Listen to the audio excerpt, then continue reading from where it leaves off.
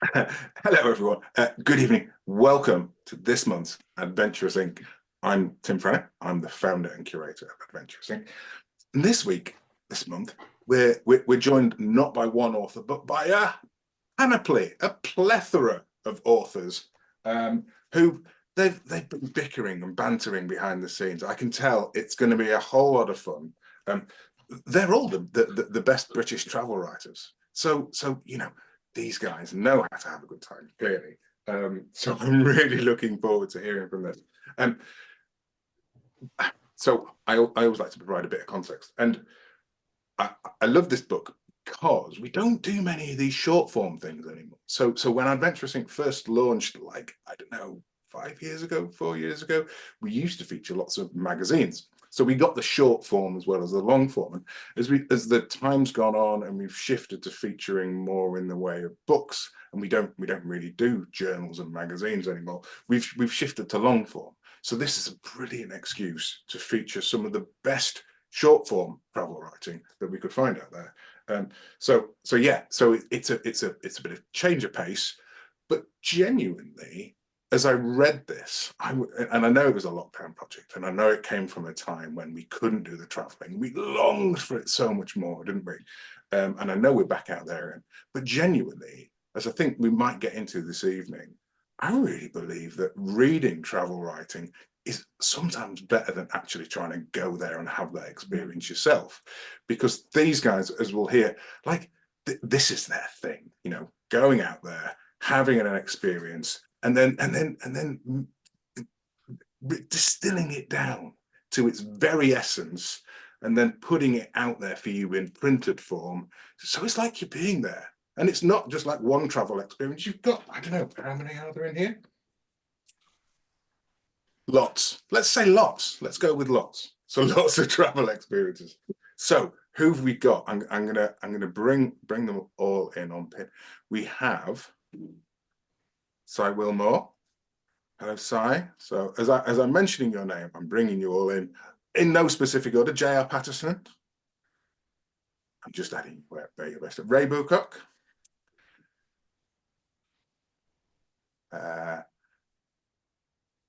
Ash, how do you pronounce your surname? Come on, help me out. Bardwaj. So the A is the same for both bits, and you pronounce Bard like you would with Shakespeare, the Bard. Large, fittingly, lovely. I say that as a fellow person with an impronounceable surname. I wish more people asked me how to pronounce my surname. It just gets mangled. And last but not least, Nick Hunt. We might be joined by Tarek as well later on. He's hot footing here from another book event, so hope you can join us. So hello everybody, good evening. Thank you for joining us. So we've got Cy there. Cy was one of the editors who brought all this wonderful bunch together. And then we've got JR and Ray and Ash and Nick, who were all, well, you went out there, you wrote the stuff, and then it was picked to feature in here. So welcome to you all. Let's have a quick check-in, because I want to hear where some of you are. So Ray, where are you? I didn't hear this before. Where are you at the moment? Are you down south, up north, somewhere in between at the moment? I'm down south, so I live in Brighton now. Yeah, it's very, very windy and rainy here in Brighton today. But I did manage a little swim in the sea this morning, which was lovely. Good work. Ash, where are you? I am in Battersea on Queenstown Road, halfway between Clapham Common and Battersea Park. And I've basically just been at home all day because I'm doing all the PR and planning and promo stuff for my new book, Why We Travel, which is out on April 11th. So just been hammering all the last bits and pieces I need to do for that. Wow, that's super imminent then. So I hope all that's going well. Yeah, I just found out I'm going to be on Sky News tomorrow morning. So new things being thrown in the mix at every moment. We got the scoop. We got the scoop on Sky News. And let's face it, the subtext of this conversation is why we travel. So obviously we'll be leaning heavily on you for that material. Ash, Nick, where are you joining us from? I am in Bristol, in my home, southwest of England. got back from the exciting location of the Isle of Wight yesterday morning, where I go to. Actually, I'm starting research on a book there, starting quite close to home, and then we'll be going further afield from there. But I saw dolphins from the ferry, which was the first time I've ever seen them in the Solent. That was wonderful. Beautiful. I remember the first time I saw flying fish, and I was blown away at how long they travel over the sea. It seems impossible. Has anyone else seen any great sea creatures whilst you've been on your journeys? Let's jump straight in before we go back to Cy and JR, because I want to hear where they are. Great sea creatures, anyone? Anyone beat a dolphin? I saw some really cool electroluminescent plankton of some sort whilst I was in Queen Charlotte Sound in New Zealand, swimming in the water at night near Picton. That was pretty cool. All the sea creatures just seem unbelievable. You know, the fact that they're real. They're these things you're exposed to, and then when you see them, because you shouldn't see them, they should be in the water. I was deep sea fishing in Tanzania last year, and lots of there are flying fish there. I'd never seen them before, and it's just the fact that they're real. You know, you hear about these things, or you see David Attenborough talk about them or something, and then you see them for yourself, and you think, "Fuck, they're actually real." David Attenborough wasn't bullshitting me. He wasn't. It's brilliant, isn't it? So let's carry on with the check-in. Sign. I'm going to come to you, and you're on mute at the moment. There you go. Look at him, like a pro. Evening all, thanks Tim. I'm based in the Cotswolds, so I literally just got back to the Cotswolds a couple of hours ago. I was down in London for a couple of days, which was where I used to live for many years. But there's kind of an ongoing joke, right? The pandemic changed all of us. I went from a studio flat in a high-rise building in the middle of London, and now I've got like my cottage and my dog and my quiet country life here in a place called Morton in Marsh in the Cotswolds. Lovely. And you've probably worked out we're building up to JR's big reveal. JR, where are you joining us from? I'm in Bilga, Azerbaijan, on the shores of the Caspian. And are you traveling through? Is that where you're based now? What's brought you to Azerbaijan? I'm here for book research. So just passing through. Very nonchalant. I like that. Amazing. Similarly nonchalant. I know Leon McCarran can't join us, but when I interviewed him, he was super nonchalant about being in deepest Iran in the middle of the pandemic when we last spoke to him for this. And yeah, like the places you get to, it blows my mind.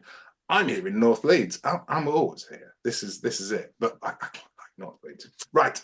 So let's get into it. So the site you were involved in the editing and the choosing. What a great task to have to kind of work your way through all of the entire pantheon of the output since the dawn of the millennium, and kind of go, yeah, here's the best bit. So how the hell did you do that? Where did you even start, and how did you start to make decisions?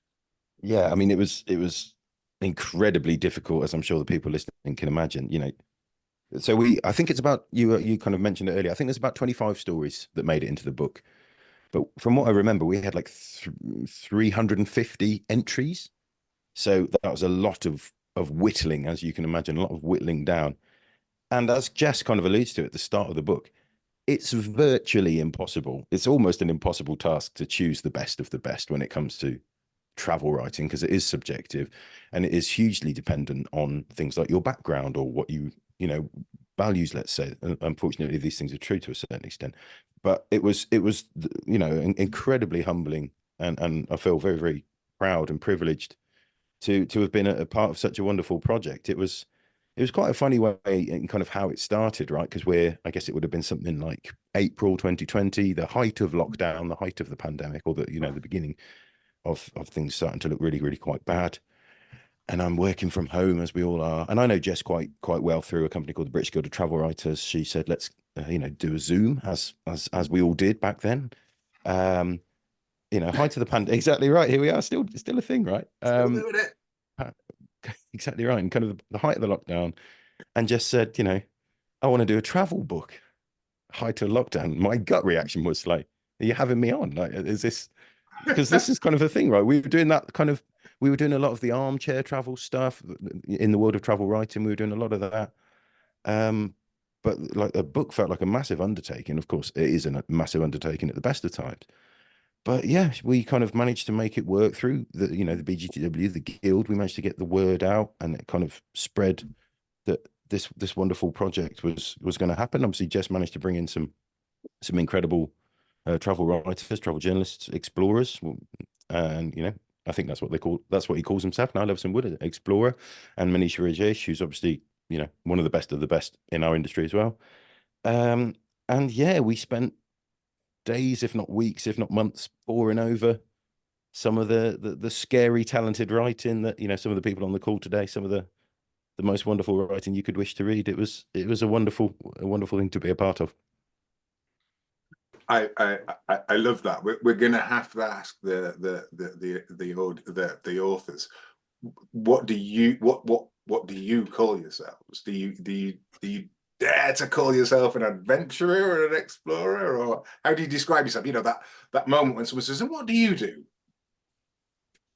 I don't know even myself nowadays. Sorry, Nick. No, go ahead. It sounds like you're confused about it yourself. Yeah. Maybe you've got a better answer.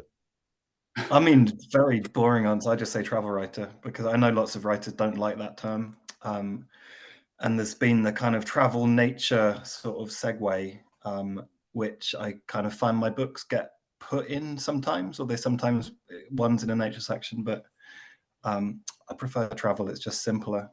I mean, it's hard to think of a travel that doesn't have nature in it, or a nature book that doesn't have travel in it, so they kind of seem one and the same to me most of the time.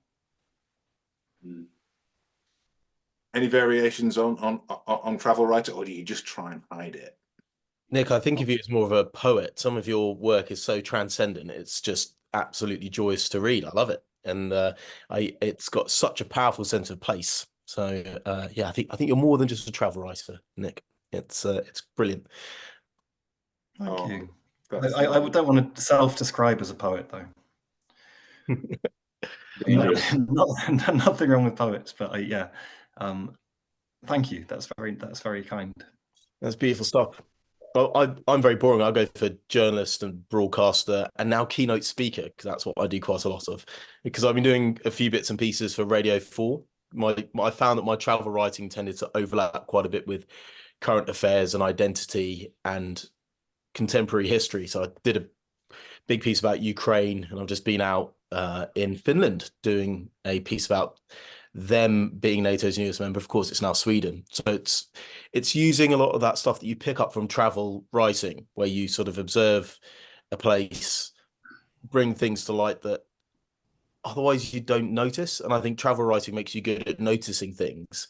And then if you have knowledge in other areas, you can bring them together, then I think it sort of makes a bit more depth. And what was really nice about the Finnish piece is it ended up being about Finnish culture and history, rather than just being about security and defense policy. So I think where you can bring the skills and knowledge from travel writing to other areas, it can become good fun.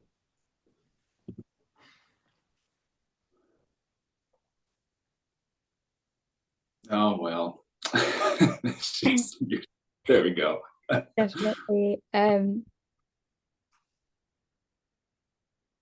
on, Ray. Go ahead.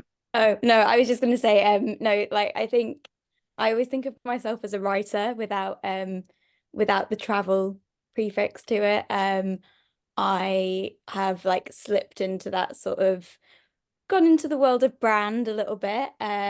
So writing, like, yes, journalism, but also copywriting, and I do a lot of like actually training other people to write. So whether they're in-house at brands, but it's kind of weird because like I felt like when I went from journalism into doing like this bit more as my bread and butter, I thought I was moving away from writing a little bit, like not something that I particularly wanted to do, but from a financial point of view. And actually, I think in particular, like training other writers and kind of, you know, when you write and you just sat at a desk and you kind of, you know how to write and you're doing it, but suddenly when you have to like articulate it to someone else and be like, okay, but this is how I'm doing it, and kind of scrutinizing that. I actually feel like now when I come back to like writing for me, and whether it's about travel or just whatever, like lots of short stories that I write, like I do actually feel it's like improved my writing so much. So yeah, writer for me, but whatever subject. But of course I love travel.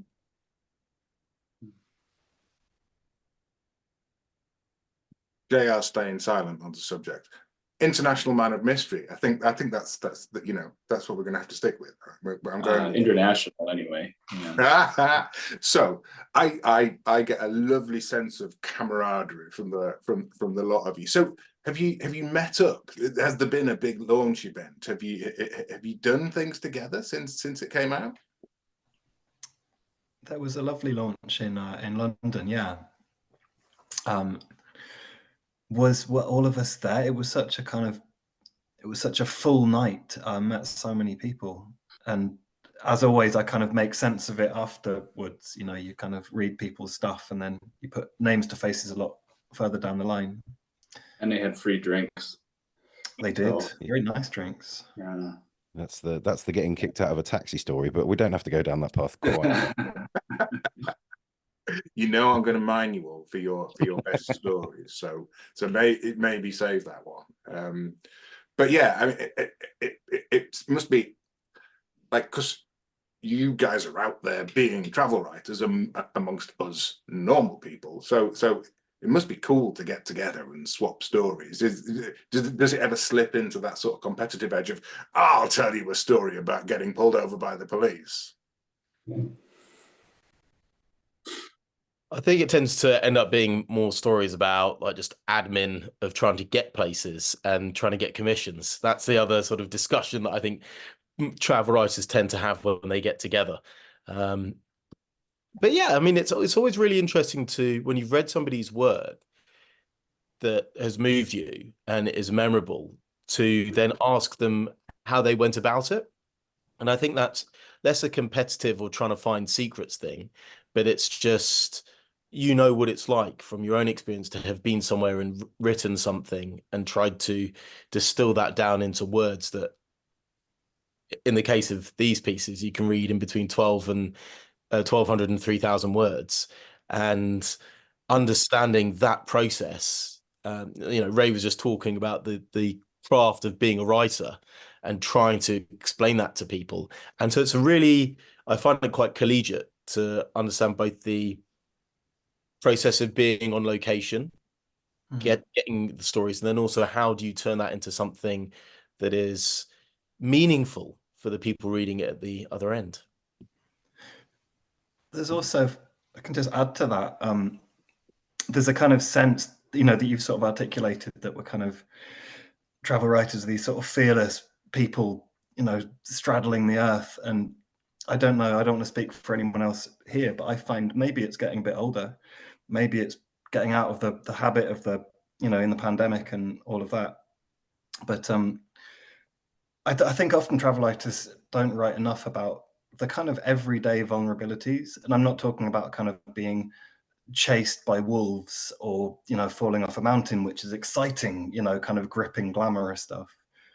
But the last book I wrote, Outlandish, just something that comes to mind is finding myself in a small town in Poland, about to walk into the Białowieża forest, which is kind of wild and primeval. But that wasn't what scared me. I was kind of crippled with anxiety about getting out of the B&B and going to the shop to buy bread because I couldn't speak the language. And I just didn't want people looking at me. I didn't want to be the kind of weird foreign guy who didn't know what was going on, didn't have a clue. and that's not kind of sexy to write about, because that's such a kind of normal human vulnerability. You know, it's not the kind of, it's not the dashing the dashing adventure. But I mean, maybe, you know, other people don't have quite the same thing, but often you don't necessarily want to be the stranger and the outsider, and just kind of have days where you just want to not be noticed, you know, as you do in kind of normal life. So I'm just bringing that to the table as well, because I think that's a lesser talked about aspect of traveling, that is actually quite interesting, because surely everyone can relate to that.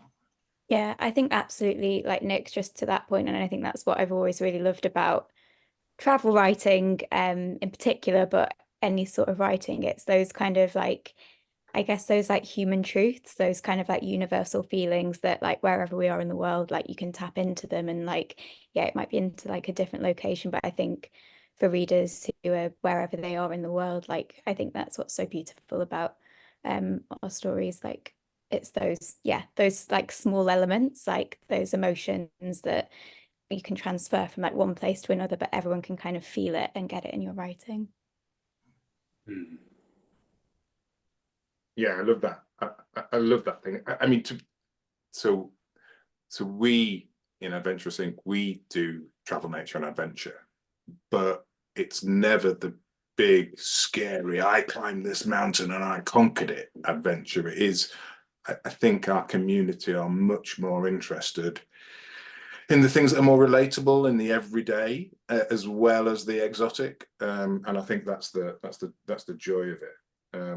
And I think Lev really sums it up with where he starts with that Batuta quote about traveling leaves you speechless and then turns you into a storyteller, and I think that's what you're all talking about. That's what Ash is talking about when he talks about when you've read something that moves you. And my guess is that the unspoken thing in how Si and the rest of the editing team did this was, do I feel something? Am I connected to this moment? And as a writer, that must be an incredible thing to be able to do, to say, I can connect people with this moment, and people can share this. 100%, Tim. I think all of the stories that you'll read in the book, they're travel writing, they're travel stories, but they're also people stories, right? That's what travel writing is really.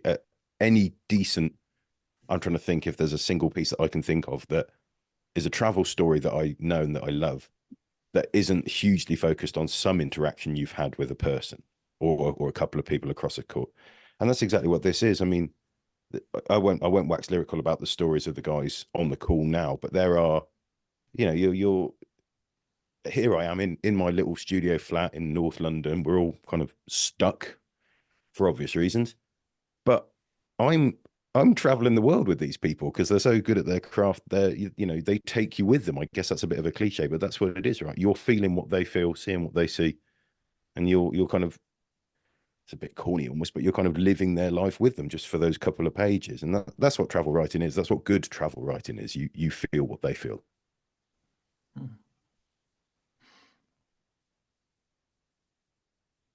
You know, there's something about it that when you read, there's something that happens between when the event happens to the writer and when the reader reads the story. There's a lot between those two things is where it actually happened, and that's where the concept of the basis of the story really starts, because these moments that we pick to write about are just sort of, maybe they're significant in some way, but often they're very dull or blasé in the moment, and then we later attach significance to them because of another event that happens or because of a memory that that comes. So there's I think it's the introspection required to give any moment significance is where you find what you have in common with other people, and that's where that link is created, in the introspection of the moment. Lovely. And it's also, for me, it's a kind of state of, I don't know about others, but I know when I'm kind of in a travel writing mode, or just maybe just a writing mode, when everything becomes potentially massive with interest. So you're noting down, you know, whether kind of in a notebook or any other way, every detail, everything that in your supposedly normal life would just kind of pass you by. It's like a state of heightened perception and awareness and excitement about everything. And I wish I could go through all of my life like that constantly. But it is easier when you go away, because you're kind of forced to see new things all the time.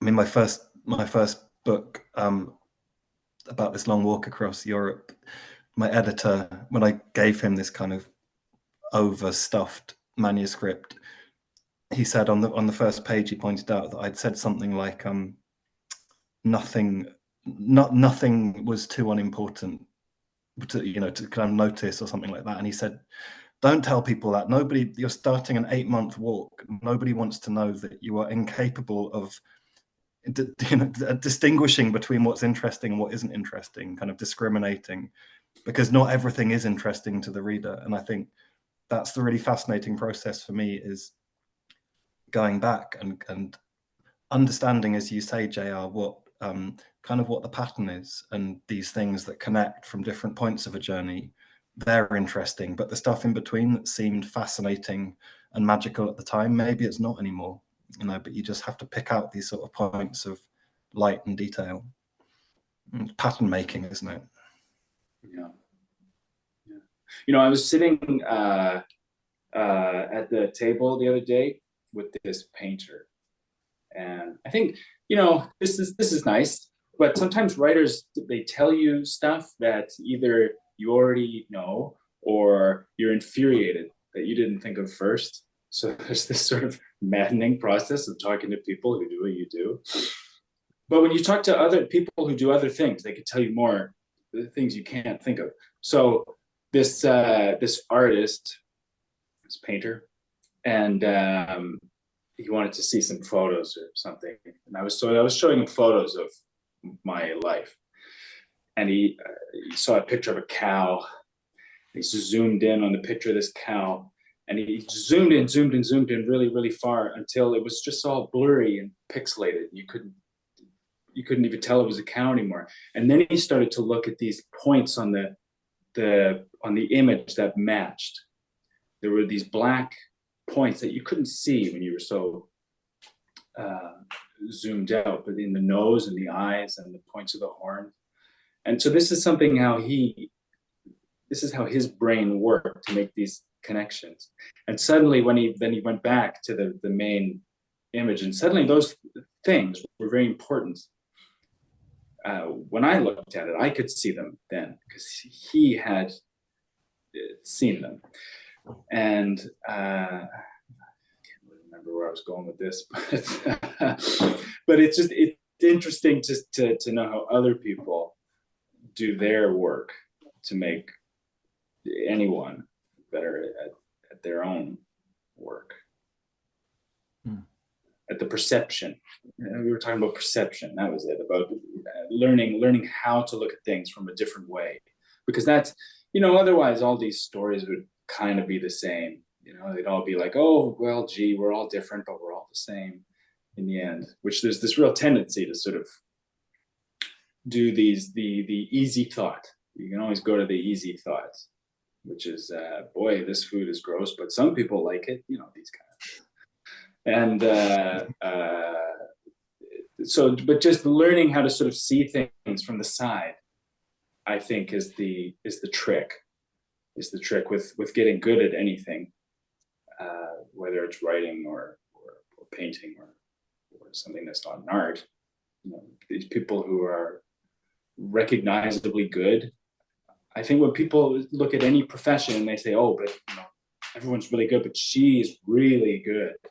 I think there's always something about those really good people, whoever they are, that is a little bit, they approach things from a very strange way, in a way that other people don't, in a way that other people can understand after it's done, but don't necessarily see for themselves in the beginning. So, yeah. Wow. I can see we're not going to get to the stories about getting pulled over by the police or the worst toilet you ever used. We are so much deeper than that. And so talking about perception there, Nick, you had a lovely reflection in your piece about perception and this idea that travel writing gives you a new perspective on things. But you challenged that in your piece, didn't you? And you say, actually, it's not opening new doors. We take the doors with us wherever we go. And I thought that was magical. We can do, yeah. I think slightly wary of that kind of travel will change your life, because plenty of people travel and go away and come back every bit as bigoted and small-minded as when they started out. It doesn't necessarily, it's not a magic kind of perception expanding, consciousness raising sort of experience.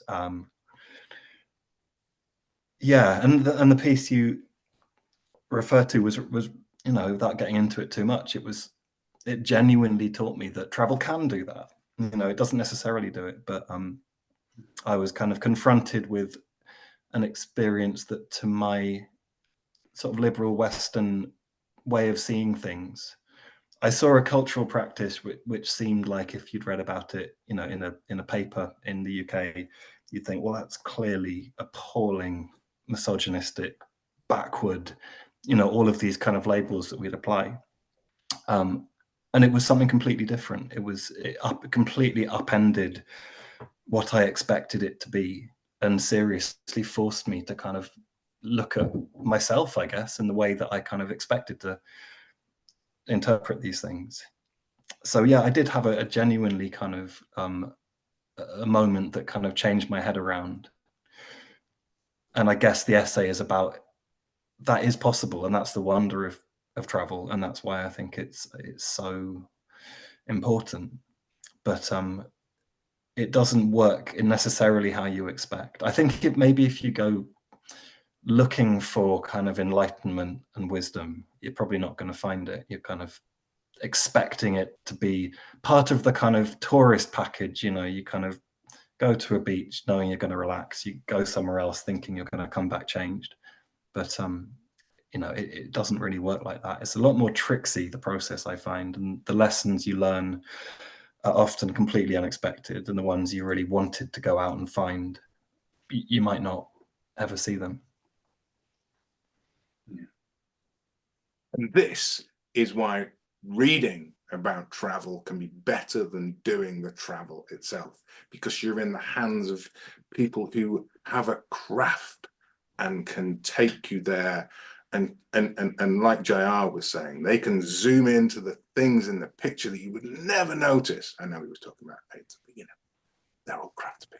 And you zoom into those things that you never notice. And then the big picture, there's all that little bit more sparkle. And just carrying on that theme of the craft. So I wanted to talk about the magical craft that you did, because Nick, when you introduce that story, when you say, I'm not sure I want to go to the Omo Valley, first line in, I'm not sure I want to go here. Wow, bang, straight in. That's proper pure craft. Because you're on the hook, aren't you? I can see Ray smiling as the person who teaches other people how to write. It's textbook stuff, isn't it? It's like this is what it looks like. And I'm not just saying this because he's on the call. I thought the same for JR's introduction about advice being a bitter medicine. First line, bang, intrigue, and kind of it just takes you in, and that's a real skill, and that's the writer's skill, as well as the noticing and the introspection and all that other stuff. It's putting it down on a bit of paper that pulls the reader in a like almost a physical. I've got to get behind what this introduction means and see where it's going to take me. Yeah. Or if you just write what you feel. Like, I hate being given advice. So Nick hates the Omo Valley, so it's yeah. So one of the things I often get asked is who inspires you in travel writing, and it's very easy, particularly when you're starting out, to emulate other travel writers, and it can take you a while to figure out what works for you. One of the so the book that I've just written is more of a smart thinking book. So it's like thinking about the motivations for travel and reflecting on the different reasons I've traveled. But one of the places I did go was to Paris, and it was one of my first commissions, and it was to follow in the footsteps of Hemingway. What a cliche in Paris. But I use his book A Movable Feast, which he writes about his early years of travel writing, or writing generally, in it, and how he found different ways to develop his writing. And even though Hemingway can be quite a cantankerous and unpleasant person to spend time with when you're reading his work, he sometimes has these ways of noticing these things.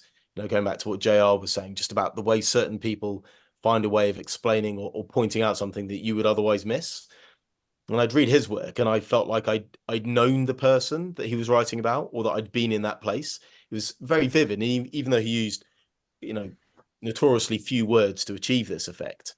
And then you can read other people, like you read Robert Macfarlane's work, which is much more literary, much more descriptive, but achieves a similar effect, usually about nature, in a very different way. And so it's very easy to get so focused on the style of writing and the output of the writing, but it comes down to that essence of what both Nick and JL were just saying about finding the one, well, what JL was saying about finding the true thing and writing it, which is a sort of Hemingway-esque idea. But then the way you actually deliver it in your style will evolve over time as you become a more experienced writer and find your own voice.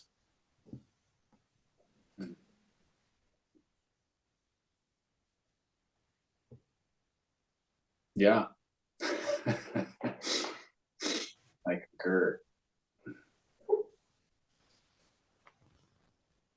Funny you talking about Great British travel writing. That the article of mine that ended up in there, the one about India, was the first ever piece that I got commissioned. I'd written a piece for City AM that was unpaid, but that was the first piece that was commissioned. It was about me taking my father's ashes to India and developing a connection with my heritage through that. And I guess I was sort of unencumbered by knowing what travel journalism was. That was a commission for the Telegraph, and it's a very much an armchair piece. Not many people are going to go to India to go and take their dad's ashes and put them in a river, so it's not like a thing you're going to follow. And I think when you're able to write that clearly and honestly and simply, then sometimes it can be more effective. And the fact that 10 years later that was the one that was selected for the book. And actually, I've just reused that story in the upcoming book, focusing on the reason healing is a reason to travel.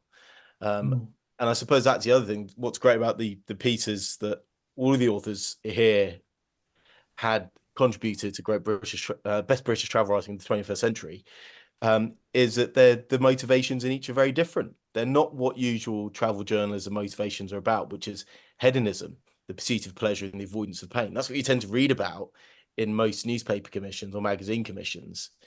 All these motivations are very different. And I think that must be why it resonated so much with the editors and the readers more widely. Yeah, and there's a great variety, isn't there, in obviously what's meant by travel writing, and it can mean, as you say, like guides and recommendations. But as you say, not many people are going to be looking for advice on how to take their father's ashes to the Ganges in India. It comes down to relatability, though, right? Like, as we kind of touched on a little bit before, kind of shared experience or feeling a similar way to what this person. And Ash, actually, something that you did wonderfully in that piece is, I forget the exact phrasing of it, but you're about to embark on this journey, which is many years in the making. It's a pilgrimage that's very important to you and your family. And the big day's coming, and you get butterflies in your stomach and you say something like, it was like when I was about to start a game of rugby as a kid, and like instantly, oh yeah, I kind of, yeah, I'm not going to go and bury my dad's ashes in India, sure, but there's that shared experience. Oh, it's like I kind of know how he feels, kind of a tiny bit. But that's what, again, that's what great writing is, right? You kind of feel like you're feeling the same things, even though there's absolutely no link between what I'm doing right here, right now, as I read Ash's piece. But the way that humans process emotion, that's going to be that's going to transcend what we're doing at any one moment. It's the feelings that, which is why it was such a great piece, or is such a great piece. Thank you. You're welcome, mate. Thank you.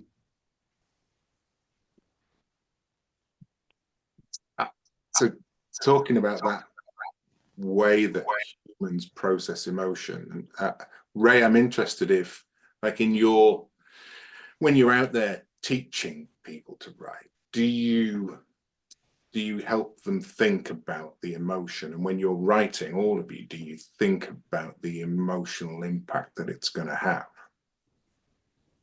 So the people that I work with when I write, and yes, in a way, in a very, very pointed way, actually, because so it's kind of more training than teaching is what I do. So we'll have like the way I work, we'll have like the agency I work for, we work with brands and we create like a tone of voice. So we create like a whole brand persona and like these guiding words for like how this brand will write, how it will sound. And I sort of create that and then work with these teams to train it in. And so it's done with this real sort of like, I think when I was working in purely travel journalism or any journalism, I worked in interiors journalism and all sorts before that.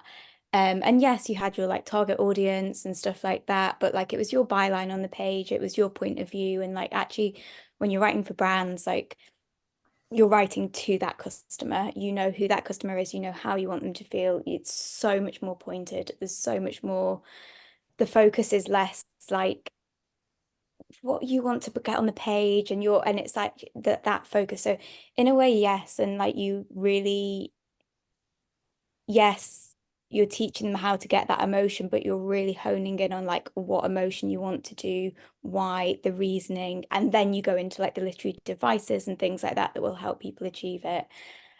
So yes, I do, and I think that's actually then really helped me when I then come back to writing, to actually almost have that sort of, it sounds quite crude sometimes, and like obviously it's so liberating then when you have like such a massive, I mean, I know you called them short form at the beginning, but I like the writing I do at the moment, yeah, anything more than 100 words feels like an absolute luxury. Like I'm in the business of like taglines where it's like 5 words that get poured over by about 30 people, which is very different craft, but actually like it's just, I think going between those different scales and those kind of like different disciplines, like coming back to long form and travel, I think it's made me a better writer, but just also see it in a completely different way as well, and like thinking as much about the reader and yeah, like what emotions you want to elicit in them as well as relaying your own. Yeah, I don't know if that really answered your question. Mm.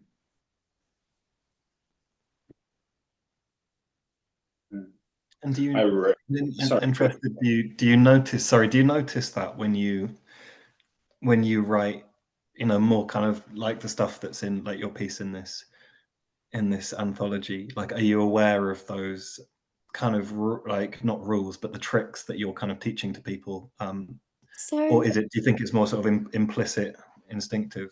I find it so funny. So like I was actually reading through my piece. So like when I wrote that piece, that was before I'd gone into any of like doing like really brand work and stuff like that. I had been like purely journalism up till that point. Um and it's funny reading back now because like I've actually worked for quite a few travel brands, like writing for them and developing their tone of voice. So it's kind of cool in the way that I get to like experiment with like these different tones of voice that are like some are really extreme and like wanderlust, and like maybe I would never actually personally want to write in that tone of voice. Others are a bit more like cool and things, but it's been quite fun being able to put on all these different hats and personalities and write in those different ways. And I think Ash, I think it was you were saying like you as you like find your own voice and develop it, and I think that's certainly helped me kind of think like a bit more critically about how I want to sound on the page. And yeah, when I was reading back through the piece in the book, I don't want to say it, but there are bits I'm like, oh, I would do that so much more differently now and like improve it. And I feel like, oh my God, print is such a permanent kind of craft, isn't it? It's like yeah, you can't really change it. But definitely I think of it a lot more consciously now than I used to.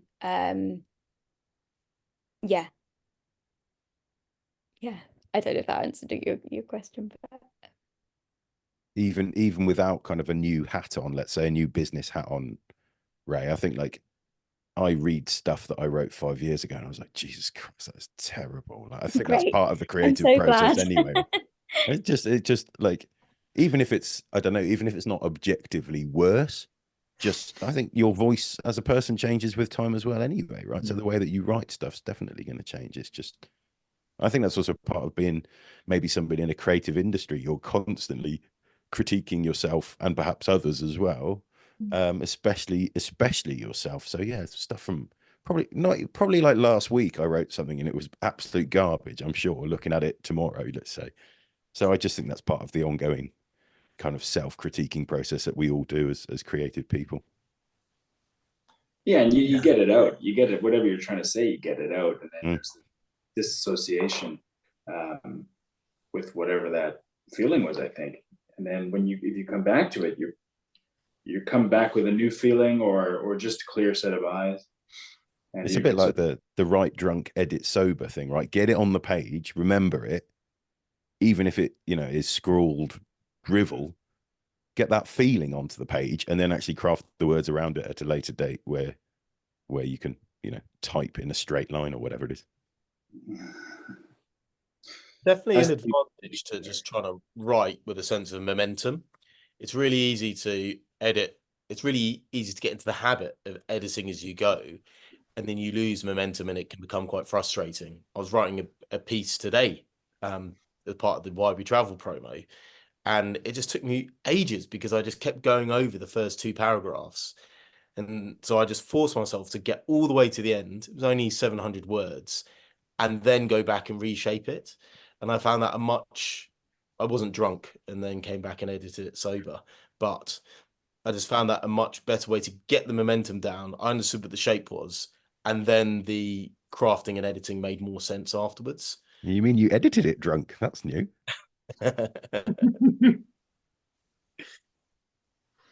It's an interesting art form. I loved how Ray described it as such a permanent craft, because it is, isn't it? Like you put this experience down in black and white. You know, you've inked it onto the page and it's been printed in its thousands or its tens of thousands, and people have read that.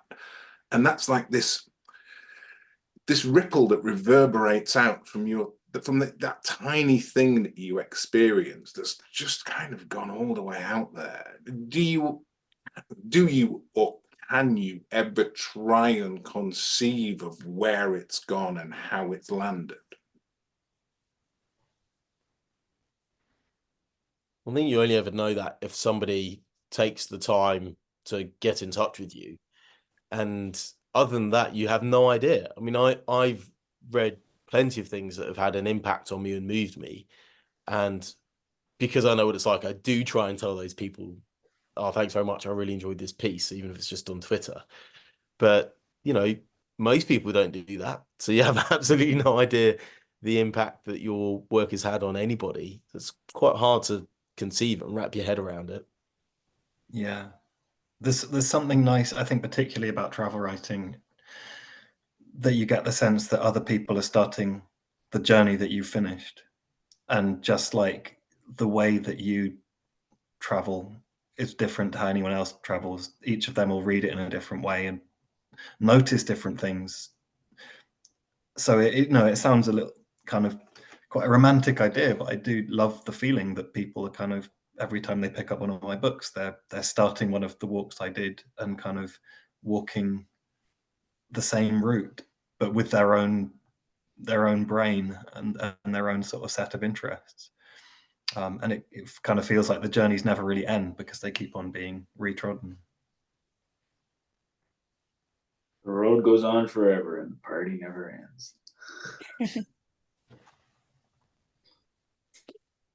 But that's so lovely though, about like it's like a passing on of the baton, and it keeps going, and it keeps going. There's a magic to that, and I can, it's that road rising up to meet you time and time and time again. It's this unfolding thing. I have to say, I'm on Ash's side. You're a wonderful poet, Nick. I mean, that's just, you just nailed it there. But I mean, so the sorts, because you're not writing that hedonistic style of travel writing, you're never likely to be encouraging the hordes to go to Horseshoe Bend and Instagram themselves there. That's not what it's about. But it does have an effect on the reader. Like, I can't remember. I think it was Leon's piece about Armenia, and I was like, wow, I'd love to go to Armenia. I want to go to Armenia now, and it awakens that wanderlust in you, and maybe not in the cheesy side of it, but it's that you can hear the call of the road. And I found the same reading about Bhutan. I'm like, really, how am I going to get to Bhutan in my lifetime? How is that going to be a thing for me?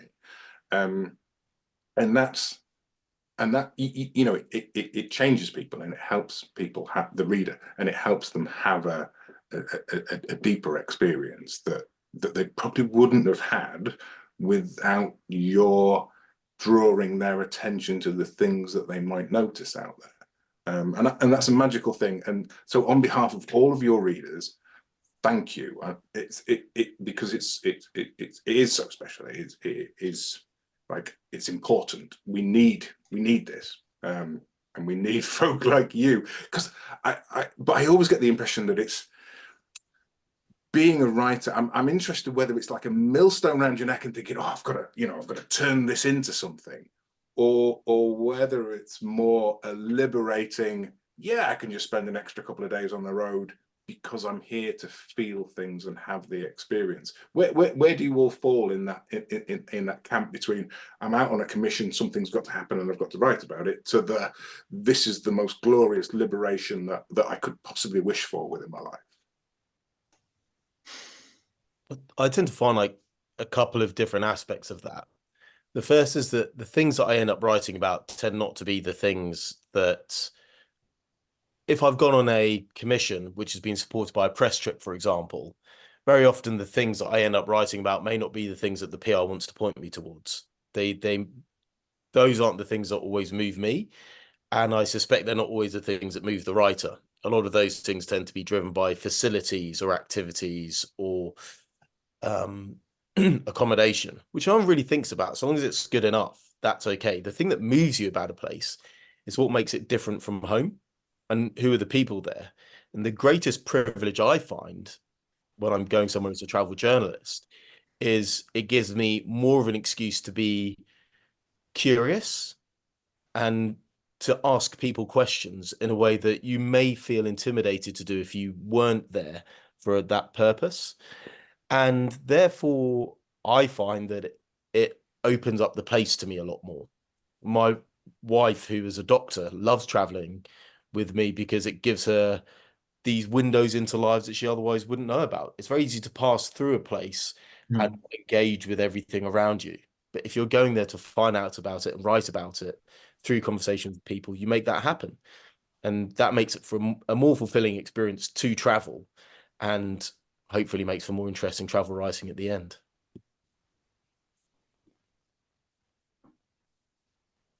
Yeah.